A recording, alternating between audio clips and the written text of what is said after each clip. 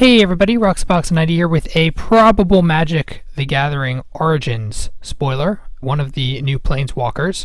So if you look at the daily MTG article, Magic Origins: A New Era, you have noticed here they kind of break down the different Planeswalkers, and they say here about Chandra, she's from the home plane of Kaladesh, and they emphasize because they're going to be crucial to the storyline, we want their origins, and they're going to be giving stories in order to show that origins, blah, blah, blah.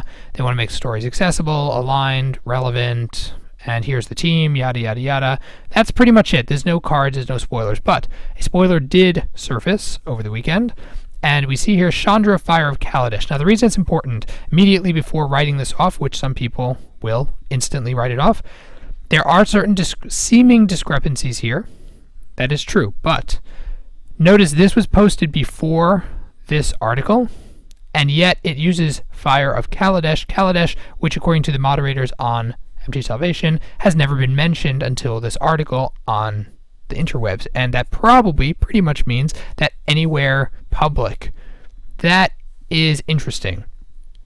Now, that being said, some people did point out that the copyright here, this appears to be 2014 and this is 2015, and that's pretty clear even from these slightly blurry images. And there's some other questions. They list out why is the title so close to the mana cost. They would have figured out a way to minimize that.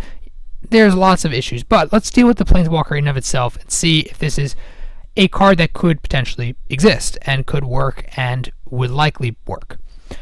3 for a 2/2, Human Shaman. Whenever you cast a red spell, untap her, tap her to deal 1 damage to target player.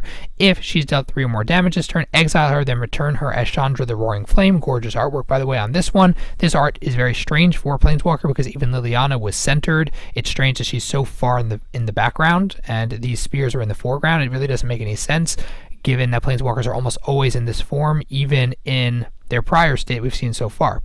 Maybe that's just a call, maybe it's fake. Let's continue.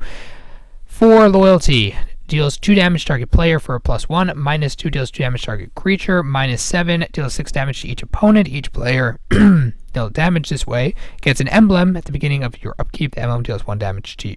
1 damage. Pretty sure that's 1 damage to you. Or maybe it's 3. It's really hard to tell. 1 or 3. Either way, it really doesn't matter because it's a crazy emblem. You wipe down their mana costs. You wipe down their life totals, and then you just, over time, especially in Commander, this is important, they get whittled down. It's also really good for red decks because it means a consistent source of damage no matter what they can do. Reality, it takes a lot to get her to that point, so most of the time it would be something that happens in Commander, not something that happens in a standardized environment. But +1 to deal 2 damage to a player, it's kind of nice. You can pump her loyalty. The fact that she minuses 2 to deal 2 damage to our creature, that's a bit weak. Now, these Planeswalkers may be weaker anyway. That's just the way they're designing them because they're for a core set and so on and so forth. But given you have cards like Ralzarek, which Lightning Bolt for, pretty sure it's -2. Strange that her -2 only does 2 damage. I don't know where the 2 thing comes from. It really doesn't make sense. 2/2, 2 damage, 2 damage. It seems a little strange. That being said, I think for a constructed area, I think she's fine. I kind of wish it deals 1 damage to target player or creature or player, or it would do to a player and then 1 damage to a creature they control. Something like that. Just dealing 1 damage to a player. 3 for a 2/2. It's okay. It's fine. I don't know if it's exactly what red wants to do. And it requires that you cast multiple spells to untap her to do more damage in order to even flip her. Seems like a lot of work. Even more than Liliana, I would think. In Commander, I can see her being a lot of fun for red decks. It's kind of like an incremental damage, gives you a little bit of board control, and getting to -7 if you flip her over at 4 is not crazy. And she's not exactly a prime target in a Commander game for the most part, which means she could potentially build up quietly and then have this effect, which is great for what red decks would want. Overall, I think she's a fairly designed Planeswalker. Not great, not terrible, kind of average. Of course, she could be fake, but it does seem interesting that this Kaladesh thing is going on. There's a lot of stuff that's against her being real. There's some stuff that's pro her being real, the most being this Kaladesh point. What do you guys think? Do you think she's a worthwhile Planeswalker? Would you want to see something else? Is this something you could live with?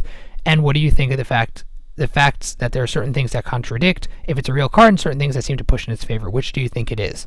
Let me know down below in the comments section, and if you enjoyed the video, then please tap the like button. If you're new to the channel, check in and subscribe. As always, Roxabox90 signing out. I'll see you guys next time.